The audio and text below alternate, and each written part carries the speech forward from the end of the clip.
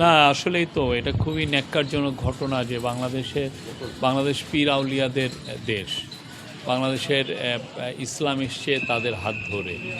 ইসলামকে তারা সারা বাংলাদেশের এই যে বঙ্গীয় যে ডেল্টা সেইখানে ছড়িয়ে দিয়েছে। তো এখন তাদের হাত দিয়ে যে ইসলাম এসছে তাদের অনেকের মাজার আছে, এখানে উরস হয়, ইসালে সওয়াব হয়, হ্যাঁ, অনেক ধরনের মাহফিল হয়। আপনি যদি শীতকালটা আসলে দেখবেন যে একটার পর একটা মাহফিল আছে।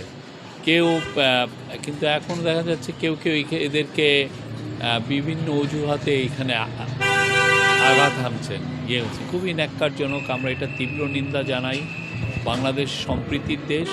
আমরা কোন সব মত পথ যাতে একসাথে, সব মত পথের মানুষ যাতে একসাথে থাকে, হারমোনির সাথে, সম্প্রীতির সাথে, সেটা আমাদেরকে দেখতে হবে। আপনি যেটা যদি মনে হয় যে না এই জায়গায় আমার যাওয়া ভাল লাগছে না, আমি এটা নেই না, আপনি যাবেন না। কিন্তু তাহলে আপনাকে তো রেসপেক্ট করতে হবে। প্রত্যেকটা ধর্মীয় পথকে আপনার রেসপেক্ট করতে হবে। হ্যাঁ, যে আপনি যদি উনি মাজারে যান, তার মাজারে যাওয়াকে আপনার রেসপেক্ট করতে হবে, আর যিনি মাজারে যান না তাই সেটাও রেসপেক্ট করতে হবে। এটা হয়ে এটার মাধ্যমে তো আমরা একটা ভালো বাংলাদেশ, নতুন বাংলাদেশ তৈরি করতে পারবো। আমি যদি আপনার বাংলাদেশকে যদি আমি রেসপেক্ট না করি, আপনি কেমনে আমার বাংলাদেশকে রেসপেক্ট করবেন? ঠিক না? আমার বাংলাদেশে আছে আমি মাজারে যাই, আপনার বাংলাদেশে আপনি মাজারে যান না। হ্যাঁ, কিন্তু আমরা তো সবাই মিলে তো বাংলাদেশ, পুরোটা মিলেই তো আমি বাংলাদেশ। আমরা সবাই সবাইকে রেসপেক্ট করব, এটাই আমরা চাই। এটা খুবই ন্যক্কারজনক ঘটনা যে গত বছর এই কালুসার মাজারে, এই মাজারটা ব্রিটিশ আমলের একটা মাজার।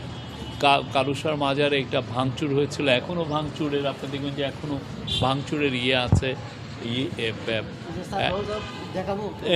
আমরা দেখেছি মাঝে গেছে, লাল সালু যেগুলো ছিল নিয়ে গেছে, তারপরে ভেঙে ফেলেছিল।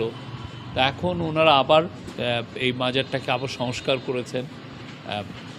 আমাদের ময়মনসিংহেরই যারা ভাই বোন আছে তারাই এখানে ডোনেশন করেছেন। আপনারা দেখুন যে নিজেটাও ভাঙা হয়ে গেছিলো, ওনারা এই কাজটা করেছেন। গত বছরের পরে এই বছরে যে গতকাল ওনারা একটা ঔরসও করেছেন, প্রায় 1000 জন এসেছিলেন, সবাই দোয়া মাহফিল করেছেন। আমরা চাই বাংলাদেশে সব ধরনের মানুষ, সব মত পথের মানুষ সম্প্রীতির সাথে বসবাস করুক।